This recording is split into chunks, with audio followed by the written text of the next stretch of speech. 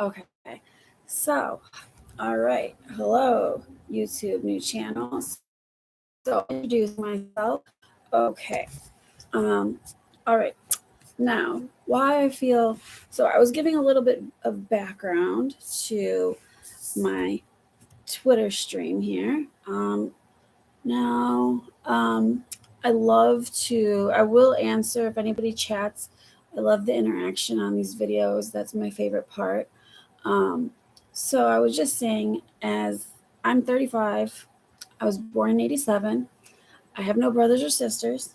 My parents divorced when I was 1, and I live with my grandparents. So I was around adults more at home, and I did not have like missing a father syndrome because at my babysitter's, which was a house, we had the mother used to be a kindergarten teacher. She quit to stay home with her kids and babysit, and there was a dad there.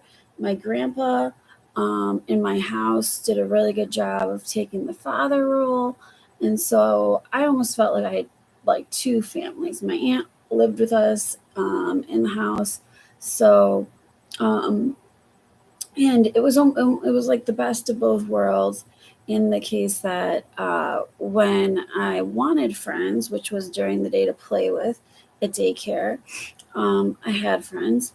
But when I came home and I wanted all the attention from the family that I loved, I got that. So it was great. I went to kindergarten and near my babysitter's house, which was great. I loved the school. The kids were so nice.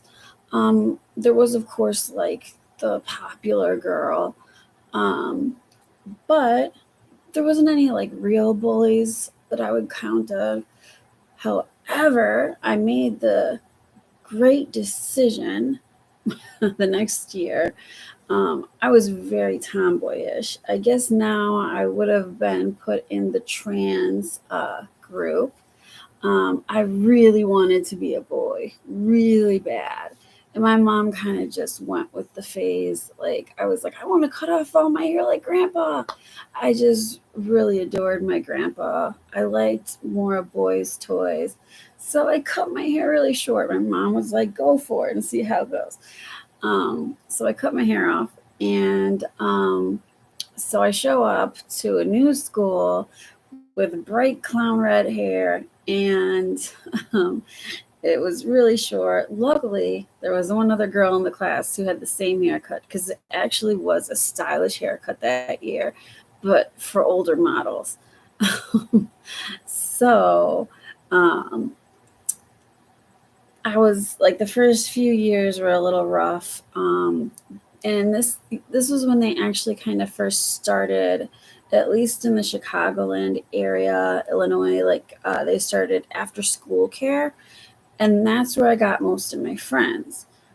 Strangely enough, somehow as a first grader, I had 4th and 5th grade friends that would come over to my house occasionally and hang out with me, and so that was nice. But I didn't really have any, like, I was always the last picked in gym, and apparently they still do that practice, which I always have felt is pretty much just encouraging bullying.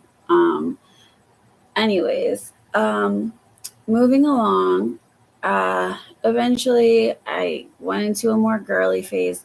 I joined gymnastics. My confidence went up. I had gymnastics friends.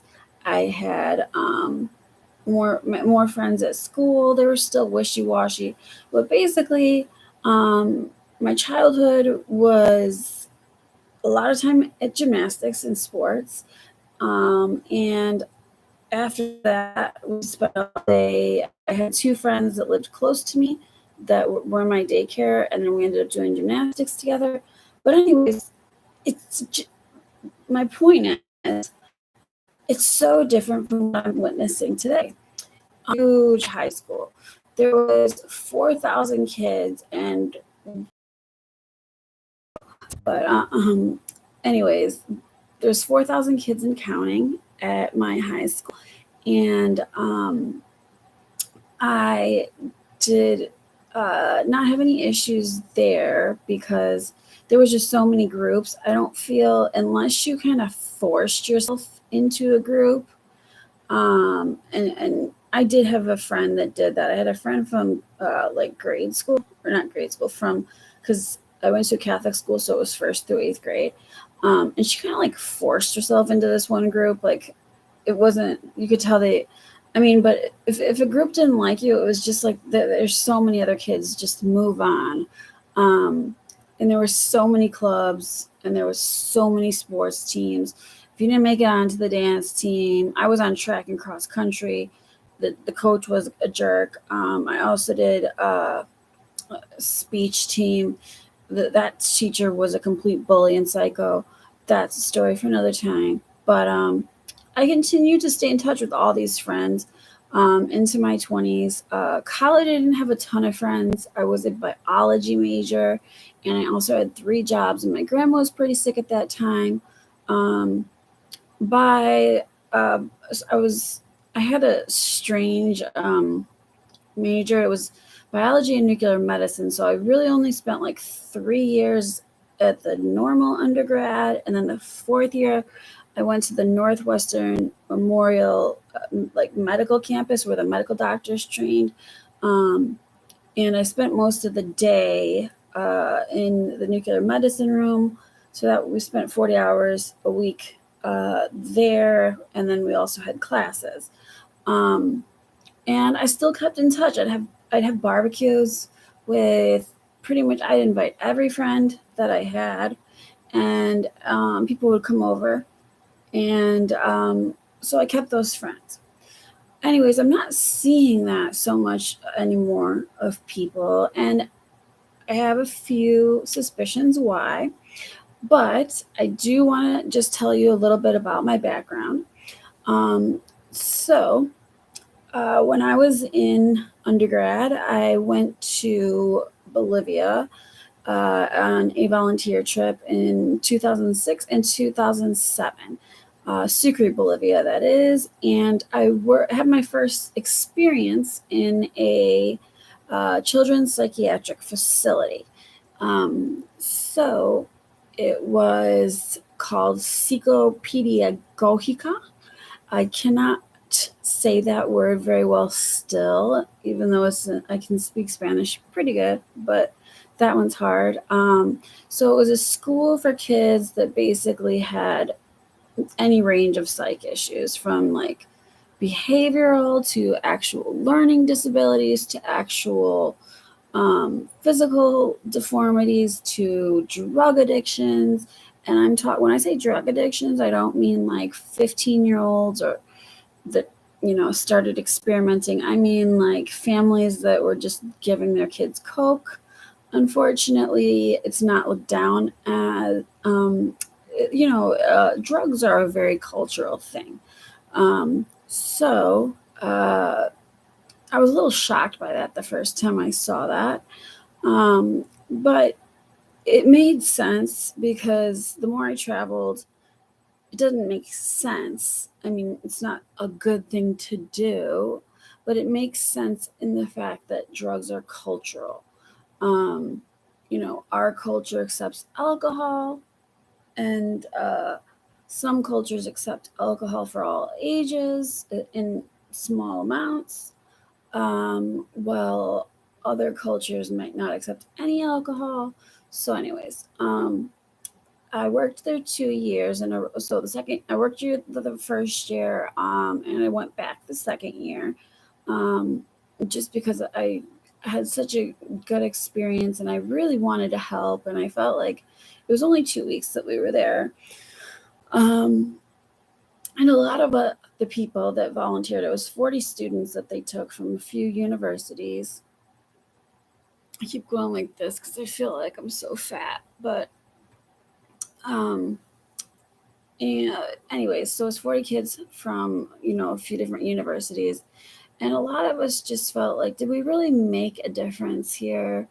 I mean, do we do anything? Do we do enough? Like, us being here for 2 weeks, like, now we're gone. Now what? But they did have teams. We were the university team, and we were like the ministry leader at the time explained that they had a medical team that went, a team of nurses. So they kind of had teams coming and going all year. Um, I said it was hard to build relationships like that with the kids. And they said they didn't really want you building relationships with the kids because the kids get too attached to you. Um, However, every kid needs some type of attachment. What I did like there was, compared to later when I was in psych, was you were allowed to hug the kids and stuff, and give them affection, which is what they desperately needed. So many of these kids, and they were also very happy just to see that someone had flown across the country, across the continent, to come see them. When one of the last days I was there, I brought pencils. Yeah, I know, pencils. Oh boy. Um, and they said, one of the teachers told me that the class had been praying for God to send them pencils, because their pencils were about like this big and they were all running out, and that I was the angel that God sent to bring the pencils. And I was just like, oh my gosh, I'm way too humble for that. Like, I'm not saying I'm humble, but like, I mean, I just felt really bad because people take so much for granted here. I mean, and I know I do. So, that was kind of like not just an eye opener, because the whole experience was, anytime you go to a country that is that poor, at the time, I think they were the poorest country technically in the Western Hemisphere, if you weren't counting the Caribbean, which was Haiti. Bolivia has done better now, but during the Bush era, so there's the leaf of the cocaine drug is not considered a drug. We had it in tea. They gave it to the students in tea. It's actually a medicinal thing. It's a very natural medicine. It helps with altitude sickness. I did have one friend. I brought some home actually, and I did have one friend who thought it was green tea, and she drank like 4 or 5 bags of it. Could be the amount that she drank, because she couldn't read Spanish, and she kept drinking it, and she said she had heart palpitations. But if you had like one bag, you didn't really. I mean, it helped with like a few things, but it didn't um, keep you awake or anything. However, Bush during their administration was flying planes with like pollutants and killing off their crops. So they used these leaves for a multitude of other things, not just drugs. And I guess somehow the government was regulating it, supposedly, like which farmers were using the crops for good versus bad, because the bad ones apparently grew them in the forest. So there was a big problem with that. The next year, so 2008, I went back. Well, I went to backpacking by myself, first to Chile in the spring, then to Argentina. And if you don't mind, like if you're not big on staying in a, like if you're not going to stay in the hotel all day, basically, you can stay in a hostel. And that's, people have said, oh, are you rich? How did you travel so much? The biggest expense then was the airplane ticket. Um, and then I would just stay in hostels. Hosteling International is pretty well known. And so that's where I started. I met a few other friends who I still talk to. Um, Not as much these days, but I did end up visiting with them later in the future. And so that time I started in Buenos Aires, went all the way through the Andes Mountains. I did stop in Bolivia and went up to Peru and Machu Picchu. That year when I was in Bolivia, though, it was a mess. So this was right before Barack Obama was elected, and they were throwing dynamite in the streets. They were like, because the price of gas was really high in 2008. I don't know if anyone remembers. This was right before the housing crash. Um, so it was just like crazy being a tourist at this time. So yeah, they were throwing dynamite. They were throwing tear gas. They were a lot of the tours that I tried to go on. One day me and a girl I met tried to go horseback riding, and we had to stop because again, they were stoning the police. And we wanted to get out of Sucre because we were tired of the tear gas. But we couldn't even get out of Sucre because the buses were being set on fire. So these are the protests they were doing, because the price of a bus trip, which some of these bus trips were pretty far, had gone up. And I'm telling you all this just because I'm going to get to a point eventually, but you could just see how sometimes the economy will take people to extremes. And that really interested me. So I wanted to help situations. I wanted to help people. And the again, when I reached out to this woman from the church, like, what else can I do? And she said, there's these problems are not just in other countries. We have enough problems here. So I went on to nuclear medicine, internship that year, and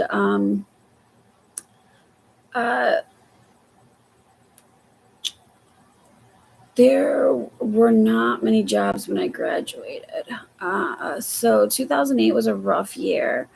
And then they always say medical jobs you'll always have a job. This is not always true, actually. The way that that often, um, high school guidance counselors don't do much, and neither do college guidance counselors for that matter. By the time that one of our teachers told us, hey, you guys should be getting some experience, so when you apply for medical school, you can have that, and it'll differentiate you. Like, so you're not just, don't just work at Sam's Club where, you should have got your CNA freshman year. Well, thanks. You're telling us junior year when we're applying to med school. So, that's one thing that I think adds to some of the mental health problems. What I wanted to call this video, I have on YouTube, it just says mental health, but on Twitter, it says the whole title. So it says, I have no friends. So the friendless social media generation. So I did get Facebook in 2005. No, it was either late 2005 or early 2006, because I started college in fall of 2005. One of my friends told me about it. That was when only college students could be on it. And it was pretty cool back then. It wasn't like an obsession. I believe that was the year the iPhone came out as well. At first, you could only put a certain amount of pictures on. A lot of people were on MySpace too, which was pretty cool. But I'll come back to that. It got bigger and bigger. So I went to get my master's in nursing, and in 2000, I had a break year in between. So graduated in 2009. Didn't start until fall of 2010. So graduated fall of so I had like a year from the fall of 2009 to the fall of 2010 where I wasn't really doing much. So I traveled a bit, and I volunteered again with Diocese of Joliet. I went to Brazil this time and worked in a psych ward there, and this place was crazy.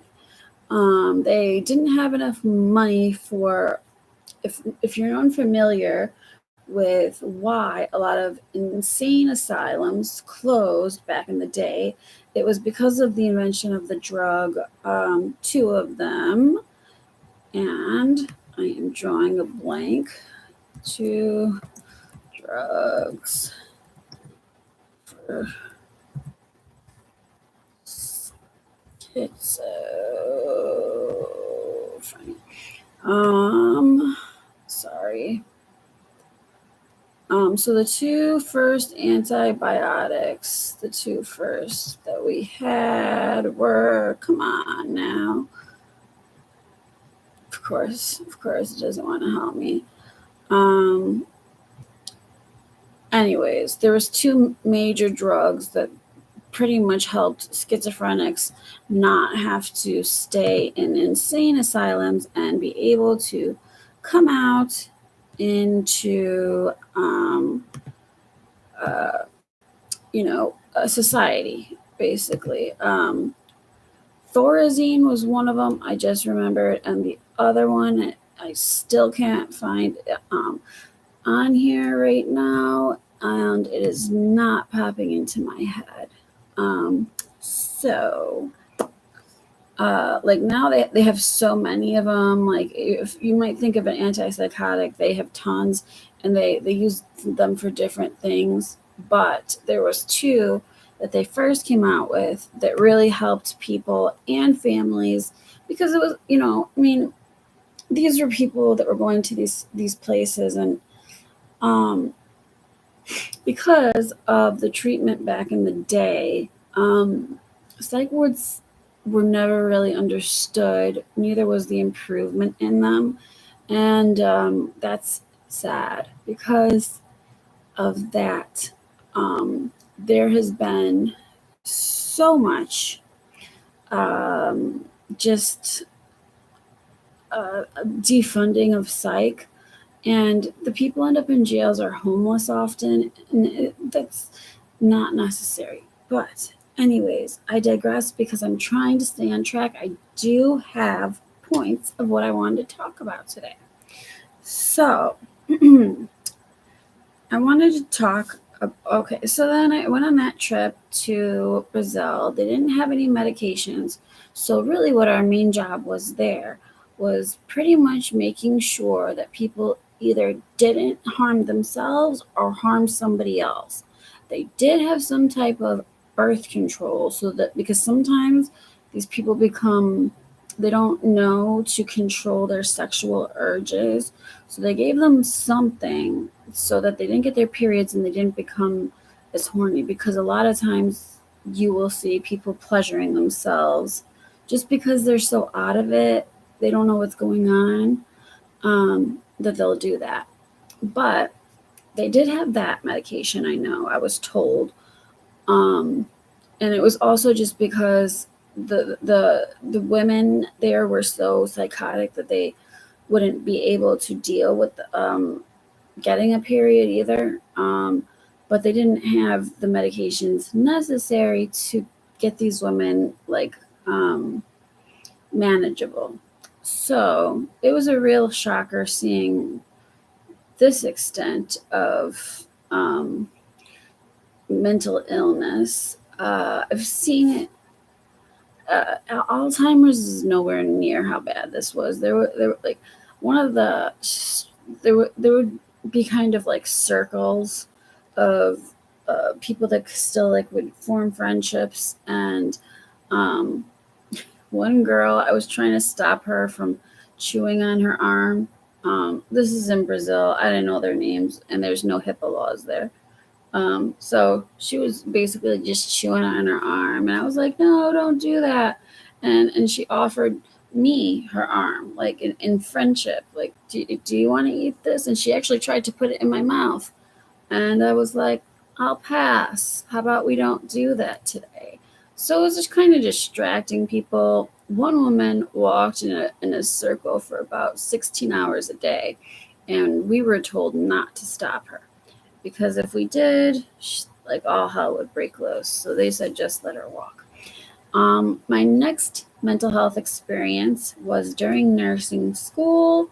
I went to a very calm psychiatric facility in the suburbs, and it was mostly depressed people.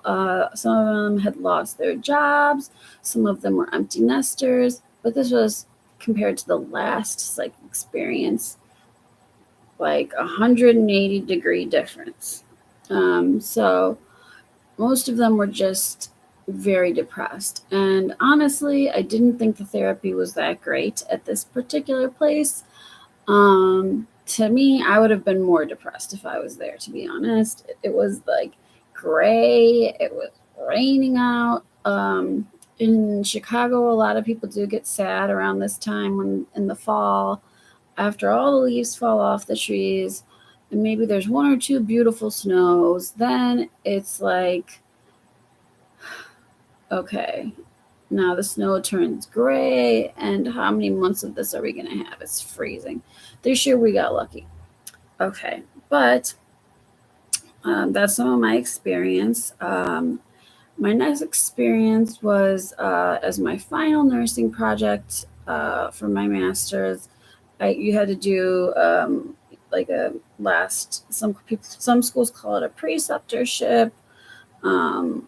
So there's different names for it, but basically it's full-time working, which is pretty shocking when you compare it to a full year full-time in nuclear medicine, where yes, you are working with radioactive substances, but all the scans are pretty much the same, and all you have to do is inject someone, and that's a full year of full-time work. And nursing is like 1 month of full-time work at one place, and you can work in so many fields and you have to do so much more. But that's a story for another day. So I'm staying on topic today. So my next experience was at the VA, which is the Veterans Affairs Hospital. And this is when I first learned that sometimes, when I say sometimes, I mean a lot of times. So you were given a preceptor, and they're not always on your side. In fact, a lot of times in nursing school, they're not on your side at all. So I think this woman reported me because I was just trying to get my hours done. So I asked if I could work 16-hour shifts. Just trying to get them done, making sure I got them done. Because, I heard like certain people so I would do them with different people. And I guess she got mad that I was, not with her all the time, but so this wasn't explained to me. So I got a little bit reprimanded for that. But overall it worked out. They also said I was too friendly with the patients, or too empathetic with the patients, which I felt was like, you do have to have boundaries, but in this case, I really didn't. They kept telling me, I think they thought I was a lot younger than I was. Now I wear wigs because I have a brain tumor, by the way, and I was hit by a car. But at the time, I had red hair. I never wore makeup. So sometimes people would even ask me, like, are you old enough to be doing this? So I think my youngness, either maybe they thought I was like some child prodigy and just an idiot with no, experience. I'm not really sure. But there's always hazing in nursing, as a lot of jobs, but it's serious hazing. So that was my next mental health experience. And my first job was working at a children's psych ward in Chicago. And there's several of these. And there's a company which has great stock. And these places, so the place that I got a job at, I did enjoy working with the patients. What I didn't enjoy was the disorganization of the manager. We had like two of them, and one of them broke several laws because it was it was called, I'm not going to give the name of the hospital actually, but it had a hospital and a psych ward. The psych ward was inside the hospital, and it is illegal to work two jobs at once, like to be on two clocks at once. And this woman would basically work 24-hour shifts and be there constantly. And also, psych nurses are some of the only nurses that are supposed to only work 8-hour shifts. And they are the way that the managers get around this is they will give you 16-hour shifts and just say someone didn't show up. So it's like, oh, 12's not okay. So 12 hours in nursing is what most nurses do, 3 12s. 2 16s is full time. But I chose not to get full-time benefits because if I had gone on to full-time, I couldn't have done the 2 16s and worked other jobs. And I also wouldn't have had time. I would have had to come in. I couldn't have made my own schedule, basically. I liked making my own schedule. So I spent some time there, and then they had other hospitals in the area, worked at a few of them. The thing was, as I mentioned earlier, people don't really understand how psych wards work.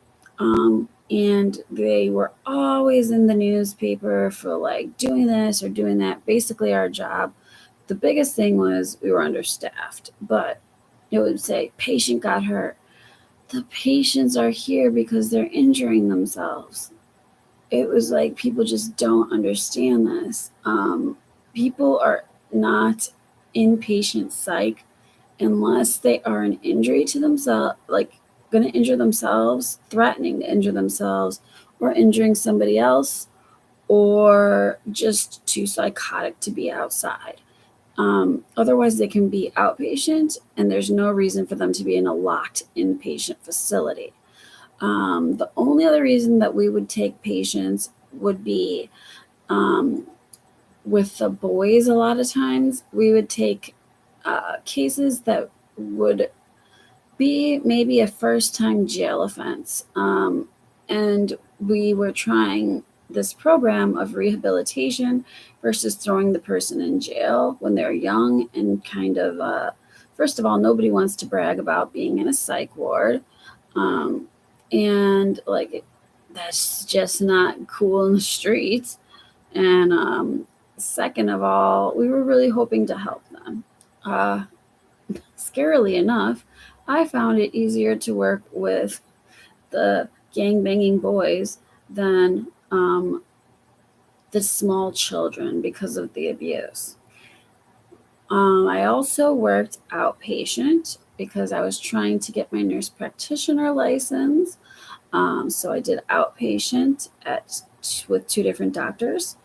And I also worked at a facility that was very small and they just took everything, mental health, eye problems, teeth problems, whatever, because they were like the only medical center. So that's my background. Then I got hit by a car, and I haven't worked as a nurse in a hospital. I have taken Alzheimer's patients, I've taken dementia patients, but it's hard to work in a hospital, and the stress after my injuries is just not the best situation for me. And I really decided I needed to take better care of myself mentally, which we're going to talk about. So today's topic is I have no friends. So I thought I was the only person that had no friends. Basically, I had some, after I had my son, which was in 2014. So some of the friends dwindled after I graduated from my master's degree, which was expected. I couldn't go out. I was working multiple jobs. But we would see each other once in a while. And then I got pregnant, and a lot of people got pregnant. And I would say that I still felt, close to people. A lot of people came to my baby shower. I had like a 12-hour come in as you please because I have nursing friends. So I know people had different shifts. So it was like all day. It started at like 10 in the morning. And I honestly think people ended up going home at like 1 o'clock in the morning the next day. So it was long for being pregnant, and I had just moved in the house as well. But I had friends still at that point. I thought that I stopped having friends because I was hit by a car, and that was really when I just stopped hearing from anyone. Like, just I have one or two friends. So please, if my good friends are watching this, I do have one or two good friends, and they're great. And we don't always talk, but when we do, we're close. It's not as close always as some of us would like, but life happens. So, but I really did. I was hurt and I was angry. Um, when you get hit in the head and have a brain injury, sometimes like your feelings come out in anger. But I was kind of angry. Like, I was always there for you. Why can't you be there for me? It was almost as if I wasn't happy all the time, because I was generally pretty happy before, um, that they didn't want to be around me. And I thought this was just a me thing. And I started looking online, and all these things on YouTube came up for I have no friends. And I'm pretty sure I know why. So I'll go over some of the reasons. So I just wanted to talk about the epidemic of loneliness. I have this written down, that's why I'm looking down. Epidemic of loneliness and friendlessness. This is a problem because humans are social. We do not live in a bubble, and not just humans, everything around us. When people talk about save this animal or save that animal, yes, I used to think like, whoa, there's people dying. That's more important. But nature is important too, because people cannot live without nature, and nature could probably live without us. But um, we really can't. We do depend on nature. Even if you don't eat animals, we depend on like birds to pollinate our food. Bacteria absorb CO2 and makes oxygen in the water. It's not just the trees. There's tons of reasons. Almost everything on this earth. If you study um, different ecosystems, and I'm a nerd, and so in the time that I've been injured, I've kind of studied this more about how these ecosystems are so fragile. And sometimes if you take one animal out and it goes extinct, it really is a problem. So not only is it important for us to have a relationship with each other, but it's important for us to have a relationship with the nature around us, because we're all here together. We're all sharing this earth together. We do not exist in a bubble. People do not exist in a screen. At the beginning of, I'm going to call, I don't know if we're allowed to say the C word, the crown. Remember when they were calling it the beer at first? The Corona beer? They called it Corona. And then it went to the other C19. I don't know if we're allowed to say that online, or well, no one's watching us, so it doesn't matter. But when that first started, I was told it was going to be 3 weeks, and I was like, oh man, this is going to have a big impact on these kids that aren't in school, because there's so much developmentally that happens, especially in those years. And then it ended up being a lot longer. And not only that, it was like we're at home waiting to get off, and they keep fear mongering us. Okay. So, however, I'm getting ahead of myself. My first note here says authenticity.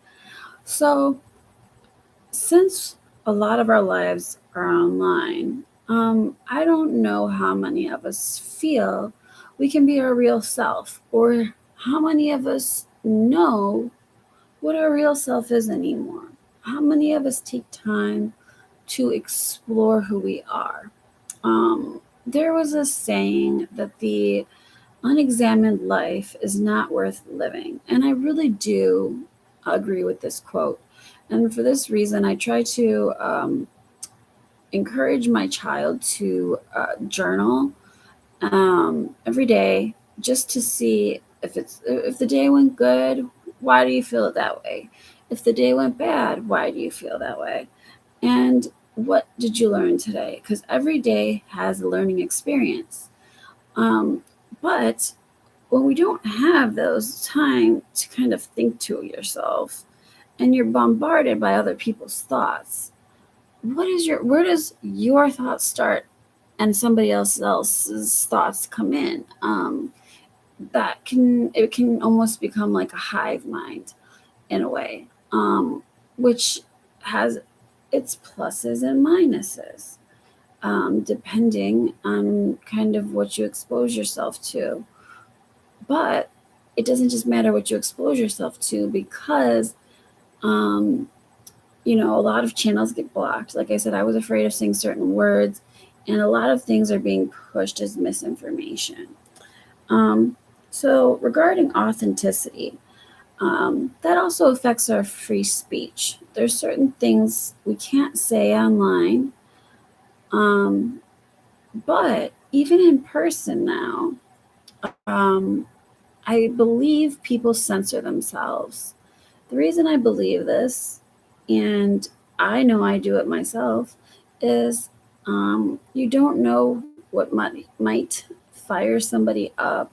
And I generally just don't feel like getting into an argument, and I don't want to ruin someone's day or heat anybody up for some type of reason. Um, so it's not that if someone said something very offensive to me that I wouldn't say something back, but I've gotten in Ubers. Here's the thing. So I like talking to Uber drivers. I've met some really awesome ones, but I've also met some really crazy ones. One day, it was a beautiful day out, and having been hit by a car, I'm sometimes thankful. I mean, hit by a car while I'm crossing the street. Um, so that's different than, in a car. Thank God I'm still walking. Um, and I'm thankful for that every day. I'm thankful for every time I get up and I am still walking. Um, and so the man said, "Hi, how are you doing?" And I was like, "Oh, great. It's a beautiful day out. I'm healthy. I'm walking." And he was like, "Wow, I think you have more to be thankful for than that." And I was like, "Okay, well, thankful for the little things." There was a lot of problems you could talk about too, and I gave him a little background as to why I'm thankful for little things, and he got offended by that as well.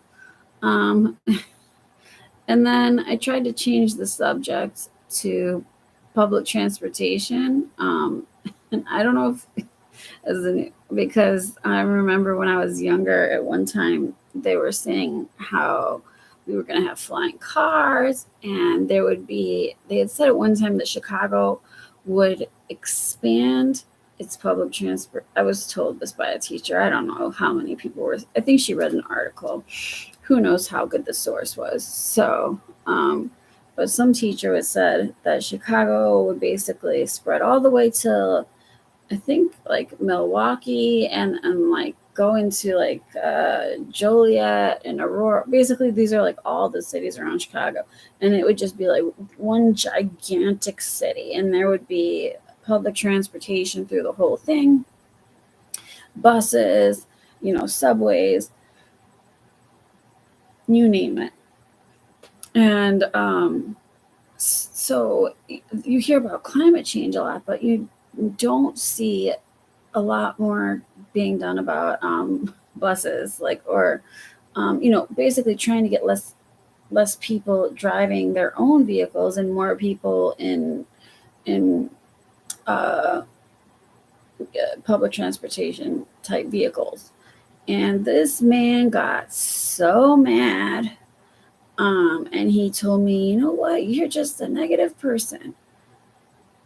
So I was like, okay, all right. I said, okay, that's your opinion. And then I just looked out the window and smiled. So that's just like one example of why I think a lot of people self-censor, because you never really know what odd thing might set people off these days. And if you, one person I do recommend, I like to recommend people that are a lot smarter than me and a lot wiser than me. Don Miguel Ruiz, wrote a book, The Four Agreements. That's not his only book, but it's excellent.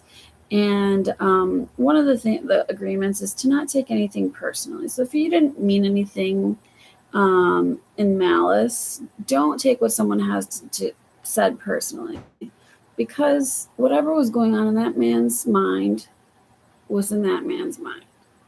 Is the chat not working, or has nobody said anything? It's my first video, whatever. Can you guys wave? Who's here? I'm so curious. Oh well, whatever. Okay, so next, I also wanted to put cancel culture into this. I think a lot of people self-censor due to cancel culture. So it's not yet that we don't have freedom of speech. I know some people have been kicked off of some social media platforms for odd reasons, but cancel culture definitely makes people self-censor. There used to be a lot of goofy humor, and as long as somebody knows something's funny or it's supposed to be a joke, like I've heard comedians are afraid. Jerry Seinfeld was a great comedian, and he said he doesn't even go to college campuses anymore because people just are offended by everything. And if like one of the most popular comedians feels that he can't even, and Jerry Seinfeld was not like an offensive person by any means. I mean, at least I know his coworker threw the N word out, but that wasn't Jerry. So just because they were on the same show doesn't put them in the same boat. But anyways, comedians like are scared to even be funny anymore because people can't take a joke. So that's a form of self-censorship, which leads us to being inauthentic, which leads us, like, if you're a funny person, to kind of not be funny anymore, not say your jokes. And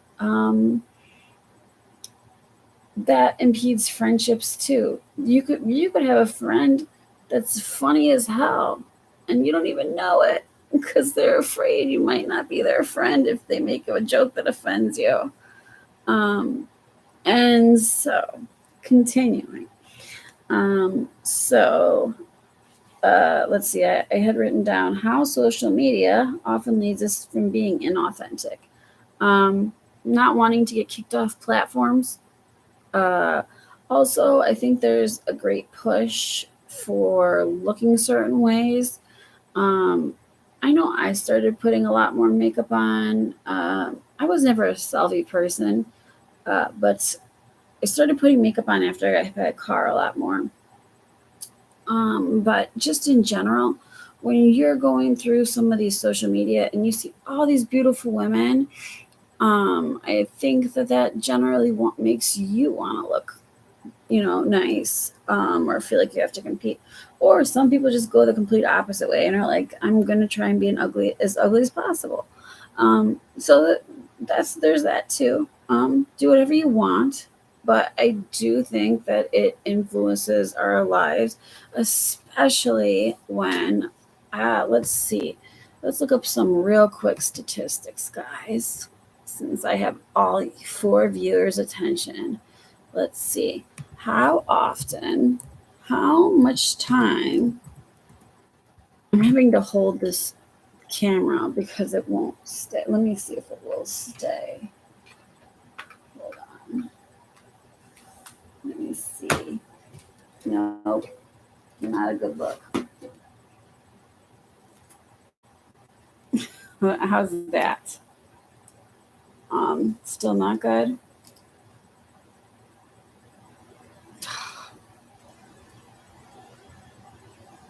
Man. Hold on. So I'm just trying to fix the screen. Bear with me, guys. I'm tired of holding this thing. Oh, look. Is that going to work? No. Kind of. Will that work? Let's stay. Yay. Okay. How much time does the average person spend on social media? 147 minutes or 2 hours and 27 minutes. Now, I never know where they get these, I never know where they get these. So that could be really not accurate. And it could be a lot more because people tend to kind of like lie or just accidentally miscount on these surveys. Plus, they're not surveying everybody. But I would say it's probably more than that because I know people generally check their phones when they first wake up. How many of you guys check your phones when you first wake up? Anybody?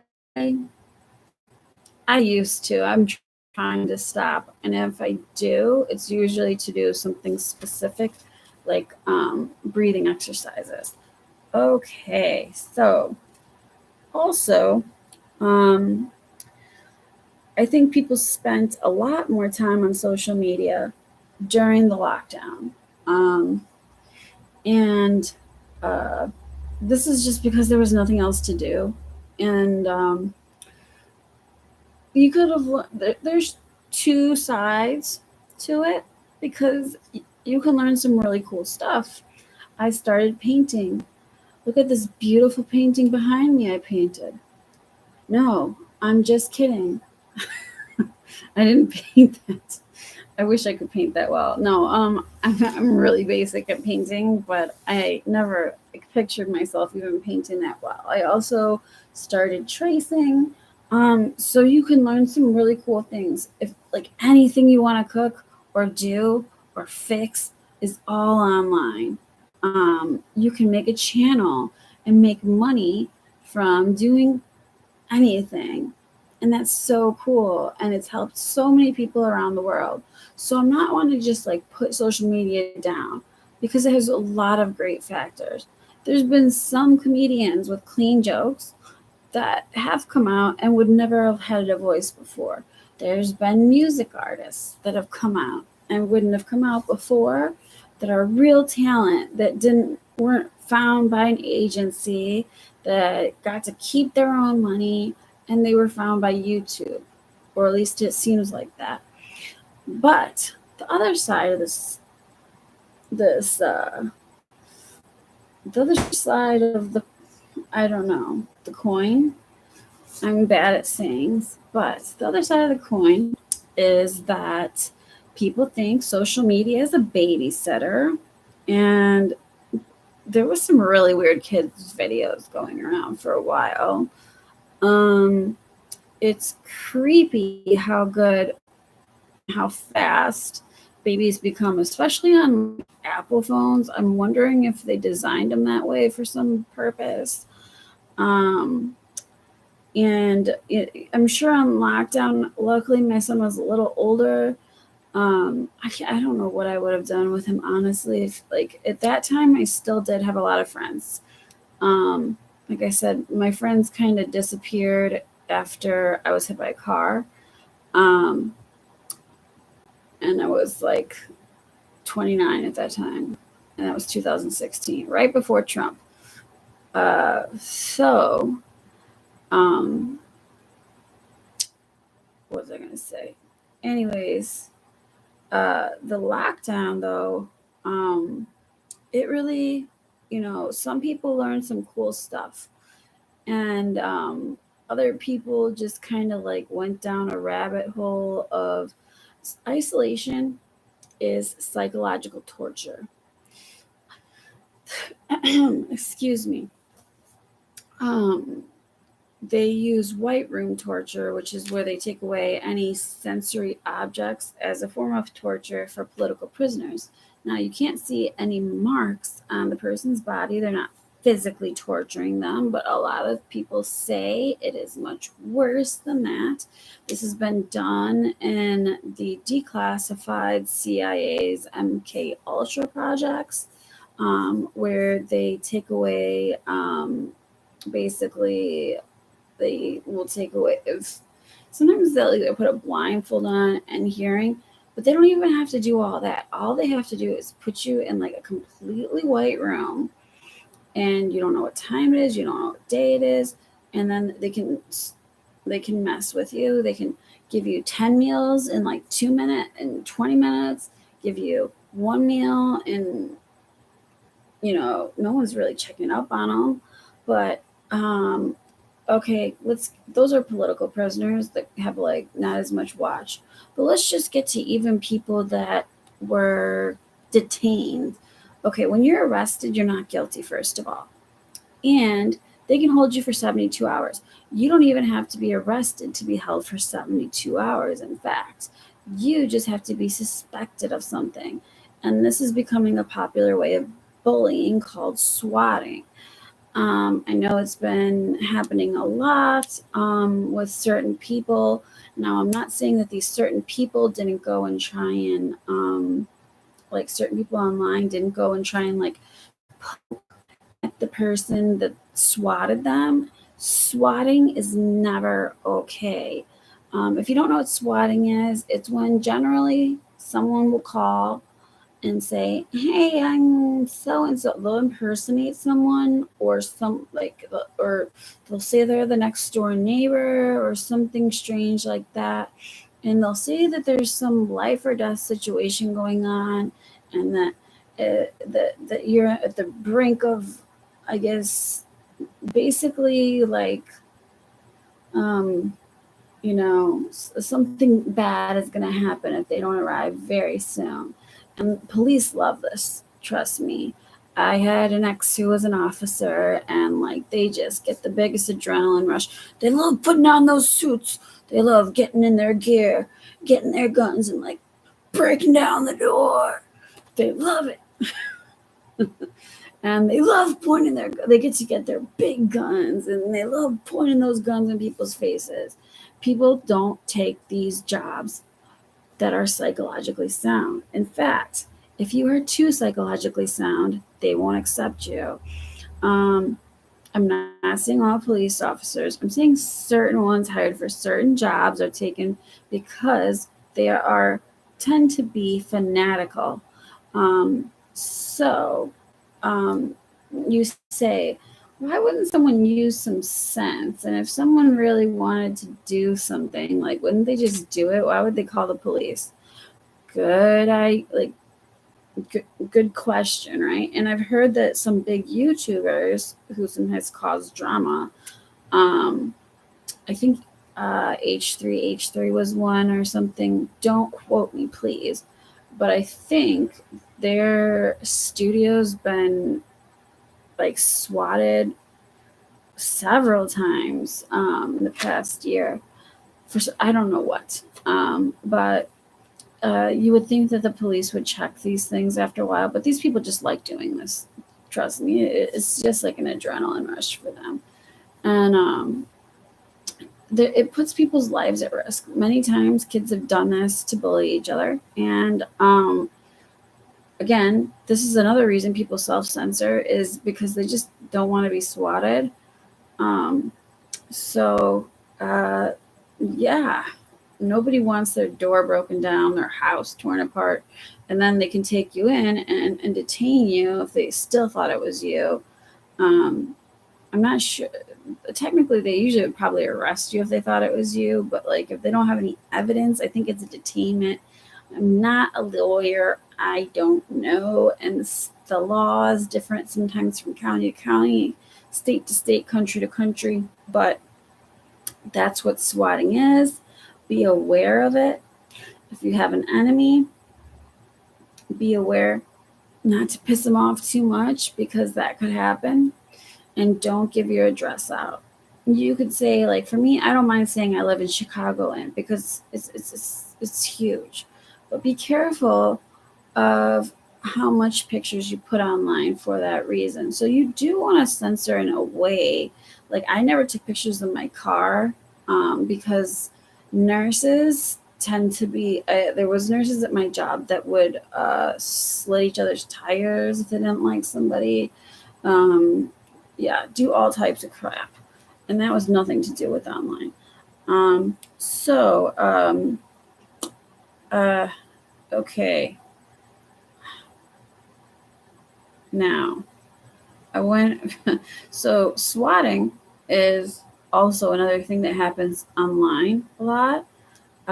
Usually it's a form of online bullying, but not always. So I did want to talk about that, but my earlier point was why people don't have friends was we kind of got used to not being around people during that lockdown. Some people had a longer lockdown than others, but it's almost as if we were programmed by the media to be afraid of each other. And there's been this fear factor thing I realized going on for a long time. My mom said that they used to have a doomsday clock in their school for nuclear warfare. And that's pretty terrifying for kids. And then I think the 90s, as far as being in school, were relatively calm. They told us they were de-arming the nukes. And until 2001, 9/11, I think generally in the 90s, people felt their jobs were secure. Most of the movies were about how mundane life had become, just like sitting in a cubicle, that kind of stuff. And so I think I would say, if I had to guess a decade that people felt the most secure and least fear, it would be the 90s. If you disagree with me, please let me know. I'm not saying that the whole world was perfect. It never has been. And it's just getting worse. But you would have thought, by us all being able to communicate, that we would come together on a lot of issues. Instead, it seems to have gone the opposite way. People seem to be attracted to just the bad things. So everything's politicized. That was my next point. The politicalization of pretty much everything. Climate change at once, I would say it was like a science topic. Somehow it's become a political issue. And that's because, if some of you remember, we have lobbyists. And those lobbyists, they benefit from us killing ourselves. The people who are cutting down the Amazon want it to keep cutting down. The people who are making oil don't want other forms of cars. Even if you have an electric car, okay, good job. Where are you plugging your car into? Oh, coal. And if you have solar panels, guess where those are made and how long it takes, how much fossil fuel goes into making solar panels. More than the solar panel will make in its lifetime, more energy, that is. Wind turbines, they're actually kept on by, I believe, coal. Yeah. Because if they stop, it takes more energy to keep them, like, get them going again. So all this renewable energy we're being sold is actually just making a big giant mess. Um, and we're also cutting down trees to do it. Um, so the reason I brought that up is just because I think it's one reason that in our minds, and maybe just feeling unhealthy, feeling uneasy, like I mentioned, everything's attached. My viewers are going down. I might be losing you guys. I have no viewers on YouTube, but we are all part of nature, and uh, people do get sick when, especially oxygen, changes in oxygen are not good for people. And when people hear that for example, the acidity of the ocean has gone up like point from like, let's say if 7 is natural water to 7.1. Oh, it doesn't sound like a big huge deal to us, but it is to fish, and it is to the bacteria that live there. And when we talk about the degrees going up when we're rising the temperature, yes, there's been rises in temperature before, but never as fast as they have been before. I think we're all kind of sensing that. Maybe in sicknesses that we're getting more often, maybe in women not being able to bear children, maybe in just mental problems. But there's no way, and the animals know, and we still, although we've disconnected ourselves a lot from nature and our instincts, can feel these things in our body. So that's my little natural thing, but everything's political now too. So, pretty much any topic you can bring up, someone can turn it into something political. And it was never like that before, like even 15 or 20 years ago. I don't remember, so let's go back to 2000. I started high school in 2001. I got into politics like a few years later, like really into it. I had a liberal teacher, and she would use Jon Stewart, the Daily Show, as the actual news. I'm not saying that it wasn't funny at the time, but like using that as educational news in a public school is just pretty funny. So, anyway, anyways, I don't remember half of this stuff being quite so political. I don't remember half of the movie stars constantly making political speeches. And it seemed like people got along a little bit better. I know crime's gone up, but I would blame that on the lockdown as well. And so, anyways, how much of that is social media versus lockdown? But they're kind of interlocked, because when people are on lockdown, they were on social media more. Next thing, let's see.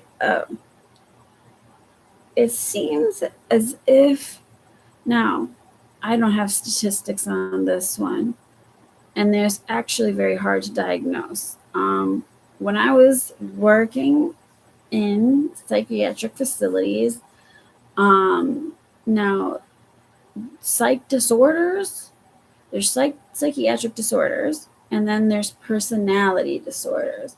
Personality disorder means that you basically, my wig is just falling down there. I have a wig channel. But so psychiatric disorders are problems where you're, for example, long-term depression. Bipolar would be a psychiatric disorder. Personality disorders are in the DSM, but they are usually from, so personality disorder would be antisocial personality disorder. Some people call that sociopathy. Some people call it psychopathy. Some people differentiate between the three. Some people put them all in together. It just depends on the psychiatrist you're talking to. But antisocial personality disorder would be kind of like the worst. Now you're thinking, oh, is that just an antisocial person? No, it's a person who has behaviors that don't benefit the society, which is where the name came from. For example, most murderers would fall into this category because they generally don't have a conscience, or they might be told something's wrong, but they just don't really care. Or, like, for example, if most people were asked to didn't grow up on a farm and were asked to like do something like skin a chicken, you'd be like, ugh. A lot of people would be nauseated. Now, maybe if you hadn't eaten in a long time, you might really want to do it, but a lot of us would be kind of grossed out. I know on the day we had to we had a frog in high school that we had to uh, man, my words are just, this is pathetic, that we had to dissect. And a lot of people didn't want to dissect the frog. A lot of people don't like dissecting cadavers. On autopsy day, I was the only person in the room that didn't throw up. I mean, the guy was already dead. It wasn't like we were killing him. But a lot of people have visceral like reactions to this, which is good, which is your humane part. Um, there's curiosity, but then there's being morbid and disgusting. Um, so not all people with antisocial personality are like that, but generally, now some people, there's a divide. Some people say a person with antisocial personality disorder has no feelings. I'm not going to get into a ton of it. Well, some people say they do have feelings for themselves, just not other people. But you see a lot of this type of behavior being glorified in social media and reality shows because it's what sells. And when you keep seeing something, you start to think it's normal. And so we've seen a lot of antisocial. So there's a difference between saying someone has actual personality disorder or and saying someone has a behavior. So saying that's an antisocial behavior. So if I say going to steal someone's dog is an antisocial behavior because someone has attachment to that dog and it's their dog, or kidnapping a child is an antisocial behavior. That is true, but doesn't necessarily mean I'm diagnosing that person. Same with narcissistic personality disorder. It seems that, especially on social media, there is a lot of narcissistic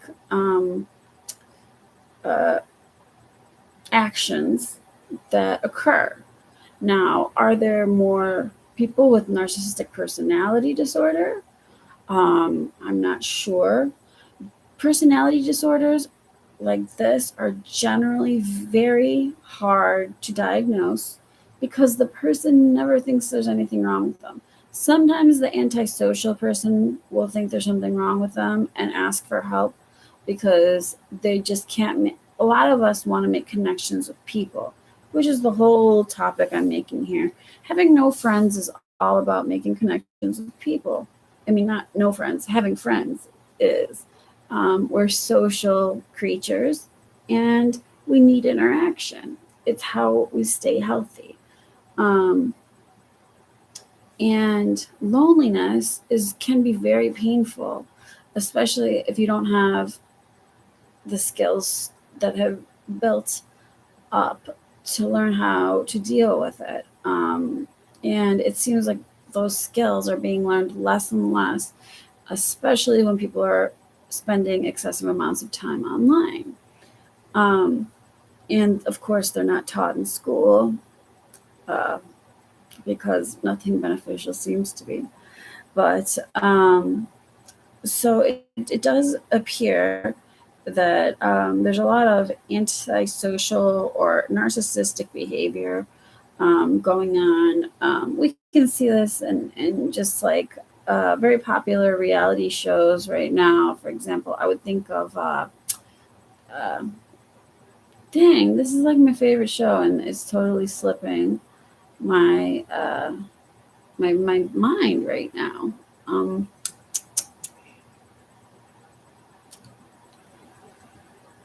okay, so one is Love in Paradise, but it's a TLC show, any show on TLC. Okay, so you have My 600 Pound Life, and not everyone, but a lot of the people that are overweight have gotten that way because they have enablers. Oh, how do they know if they have multiple personality disorders? Sona, that's actually um, so multiple personality disorders. Generally, people think it's very rare, and it's also very difficult to diagnose because usually the person is not aware of it. Now, I do think that I met someone with this problem um, when this particular individual, I used to host foreign exchange students. When this particular individual went to sleep, they would come upstairs afterwards and they seem like themselves, but just like their voice changed, and I would refer to them with their regular name. And they would say that that was not their name, and they would tell me their name was something else. And it really did seem like a completely different personality and a different person. I don't think it was some type of a joke. I don't think it was um, the person just like playing. Because sometimes I'd ask the next day, like I would ask the person the next day, like, "Hey, what was up with what you last night?" And this person had no record. I'm not going to say the name or anything, but this person, it was a male. Um, he came from a country that had a lot of war, and usually it comes from childhood trauma. I'm not sure how much of his life grew up in war, or what he might have saw, but he had no recollection of this happening. From what I recall, there was only his regular personality, and then this other personality that would come out after, I guess, he like went to sleep, and then sometimes he'd like come up. Well, he wasn't sleepwalking because I've seen sleepwalkers, but it was him coming up upstairs, almost as if like somebody else awakened. But that wouldn't be considered a personality disorder, more of a psychological disorder. And the brain usually would do that. People think to help cover up abuse.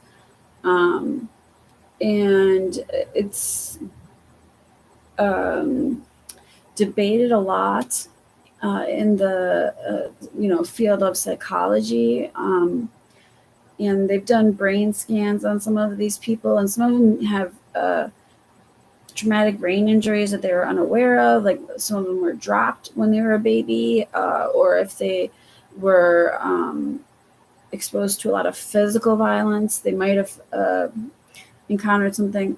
But I don't. I only had that one encounter where I suspected it, and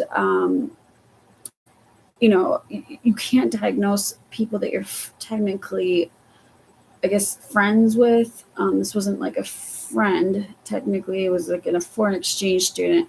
I was helping this person learn English, but it was a really odd experience, and I didn't want to embarrass the person further. He was from a country that also looked very looked down on psychology and mental health problems in general. So I didn't push it, and I didn't want to pry. So he was a guest in my home, and I mentioned, I noticed it twice though in like a 6-month span. Can the personality disorder come out? Yeah, usually the personality disorder can come out to protect the person.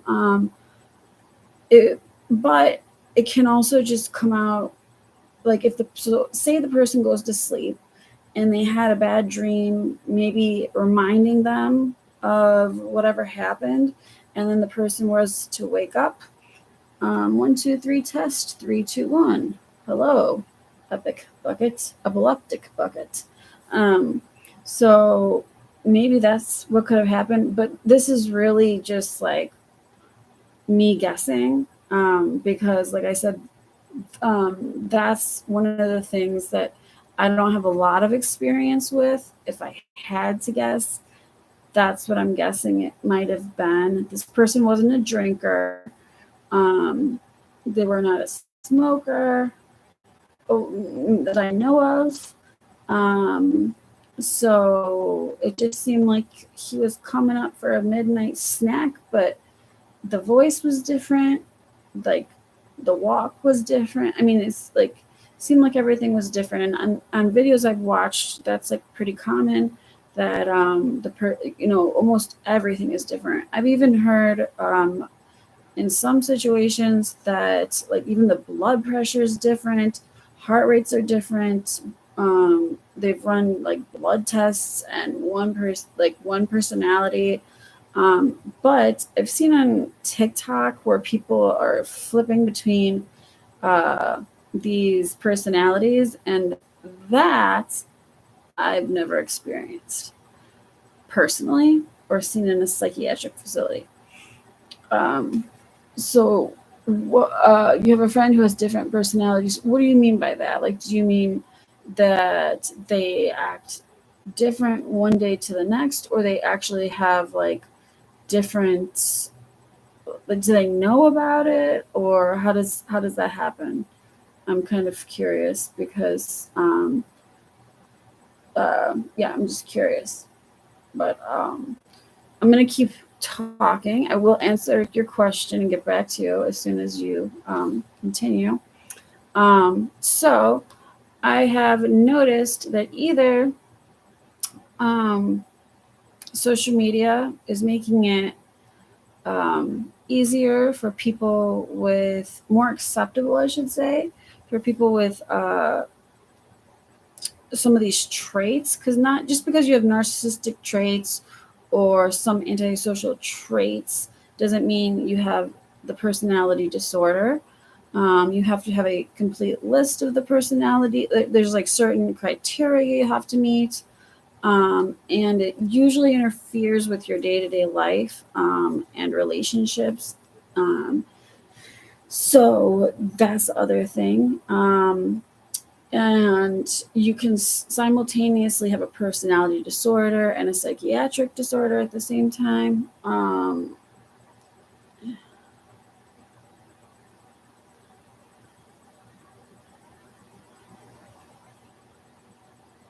hold on. No, hold on. I'm reading your comment.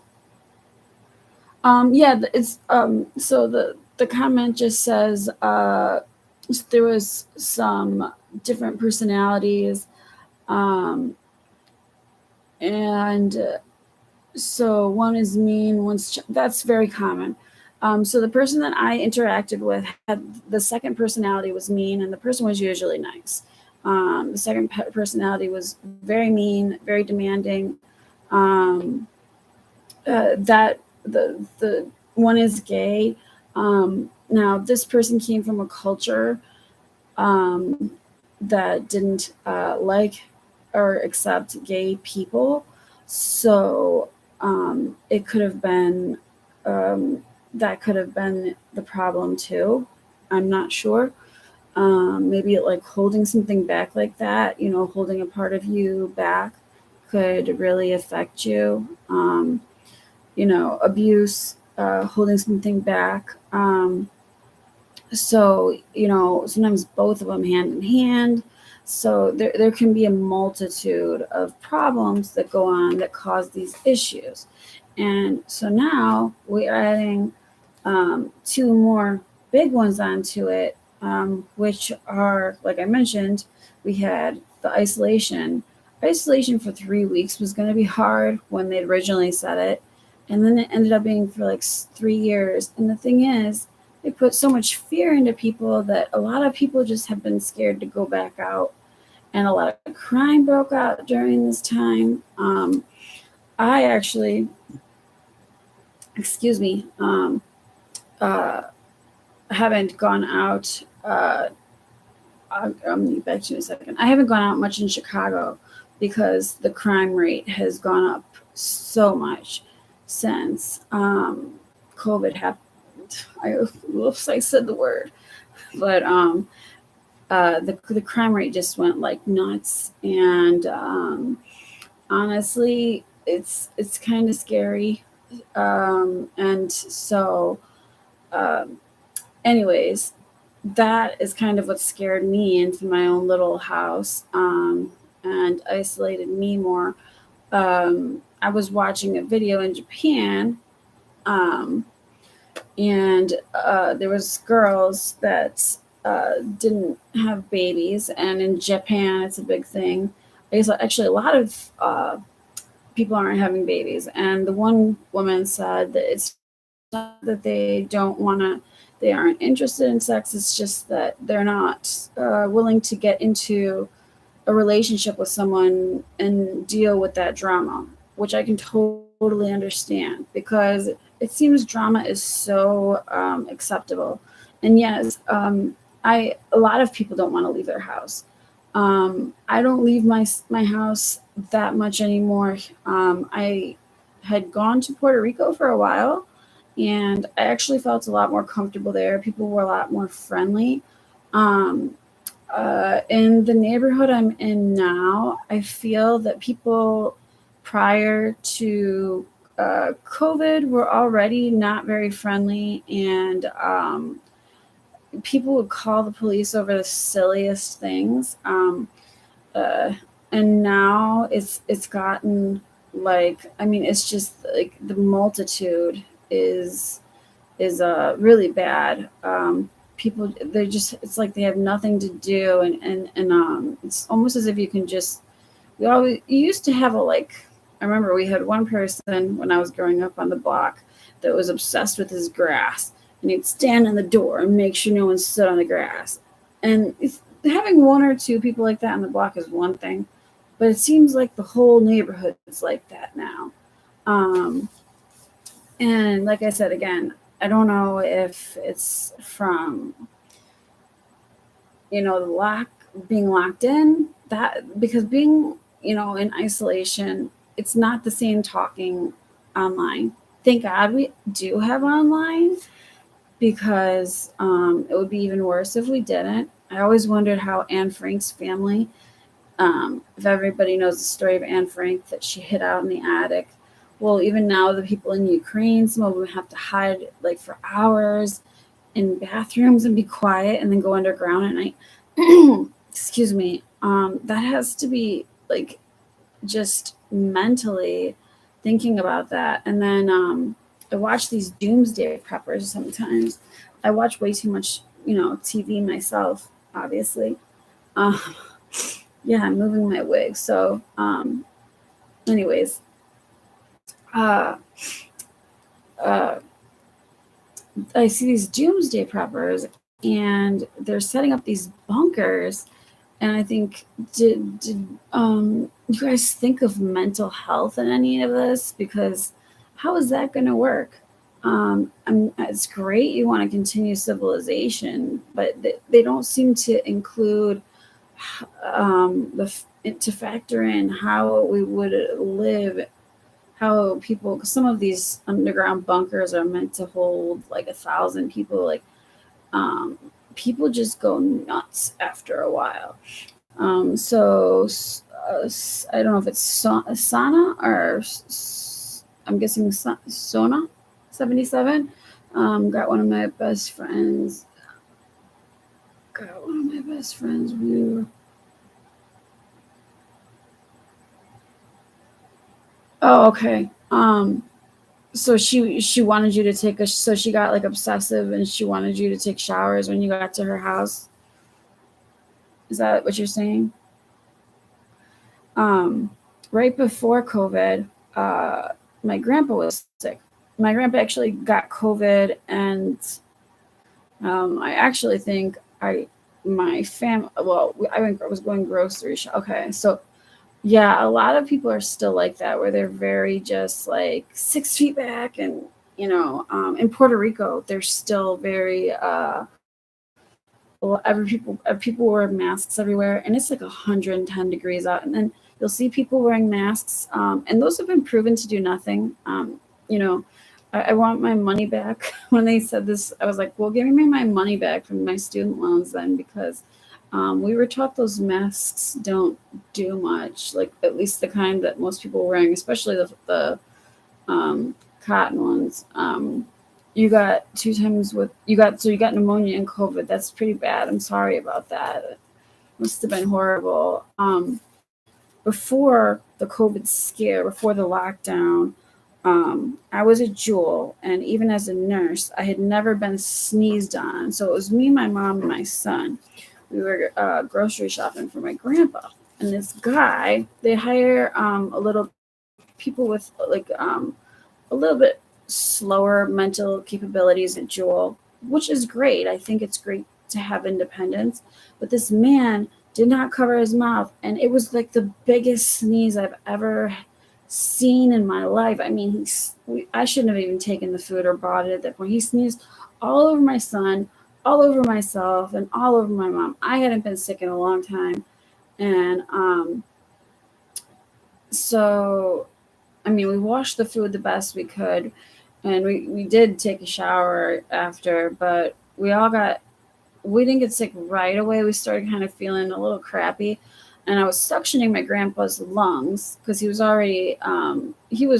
very close to death. He was 92, and being a nurse, I had suctioned many patients, and I called the hospice van practice nurse, and I was just like, there is something in my grandpa's lungs that is not right. And she's like, oh, that's just how it looks when people are about to die. And I was like, oh, I've seen a lot of people die, but this shouldn't be in a person's lungs.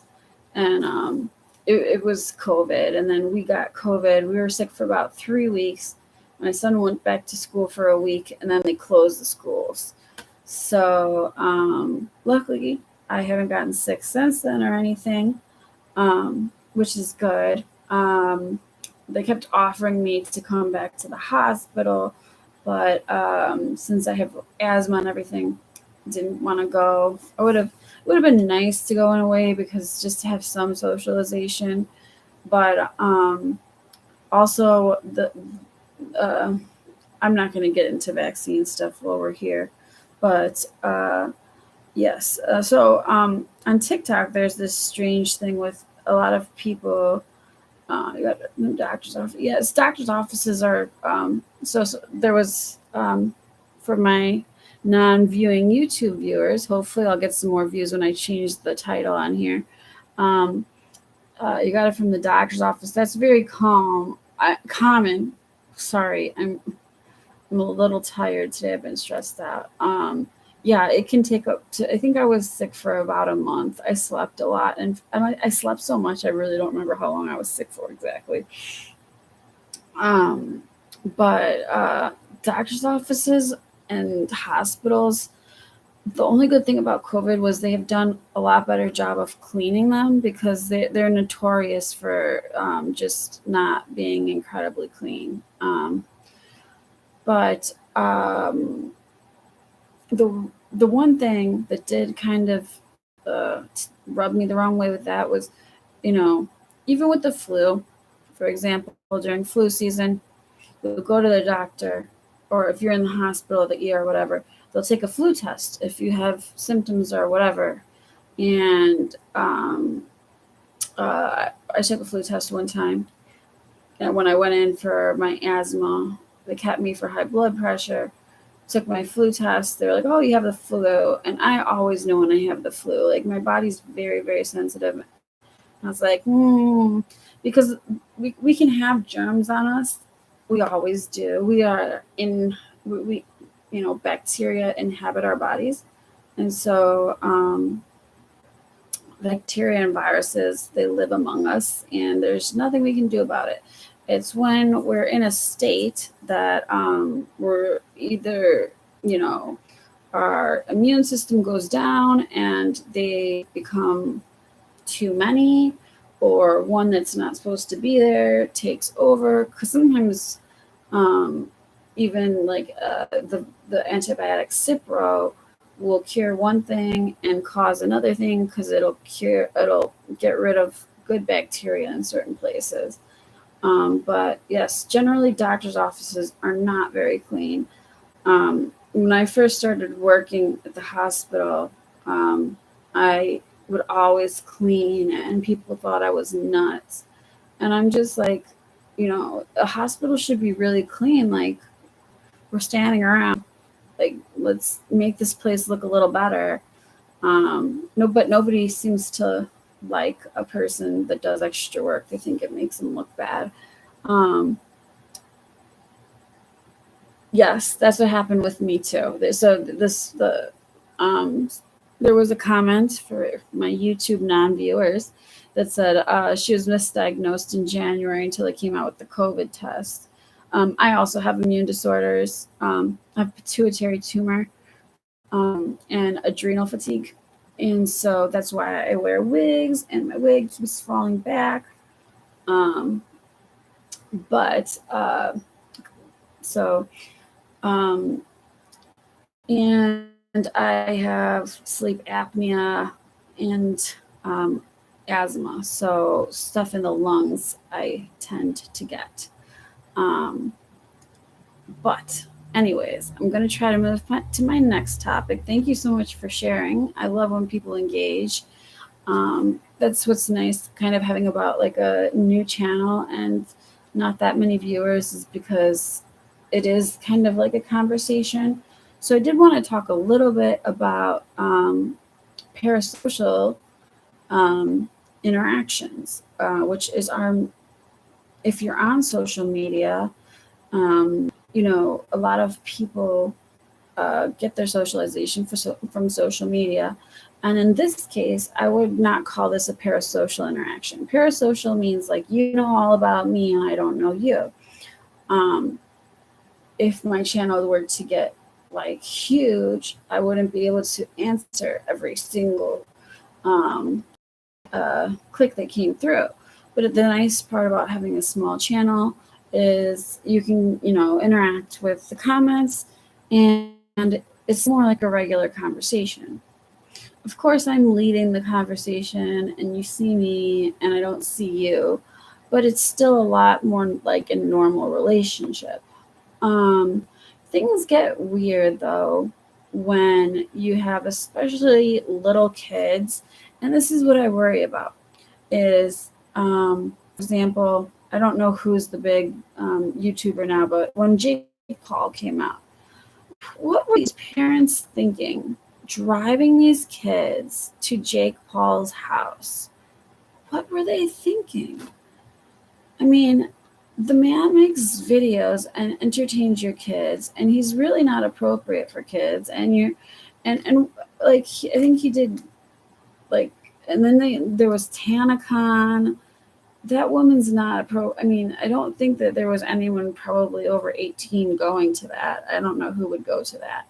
But those type of parasocial relationships that can become really obsessive. And there's always been parasocial relationships. And maybe I should put these, I'm trying to get, I feel like I'm looking at just my viewers over here on Twitch.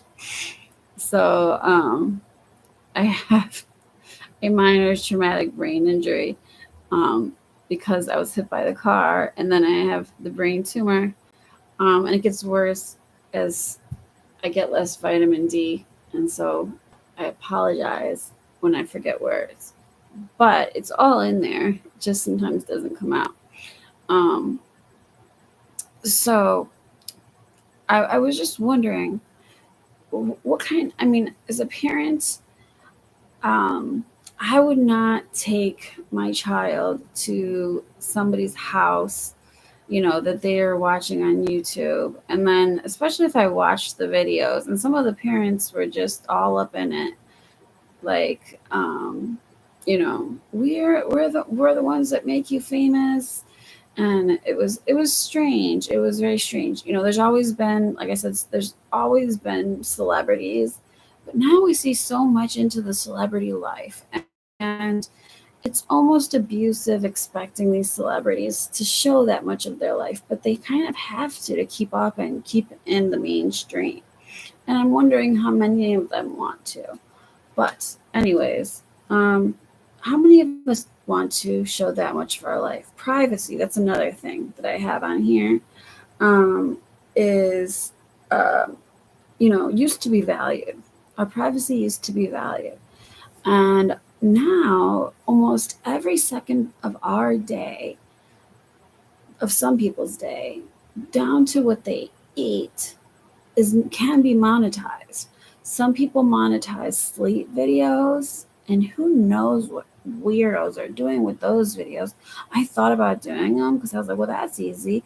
I have a sleep disorder. I sleep and I talk. But then I thought, okay, well, I don't want people seeing me talk in my sleep and do who knows what. And sometimes I sleepwalk. So then I thought, no, that's weird. But who's watching these sleep videos and why? And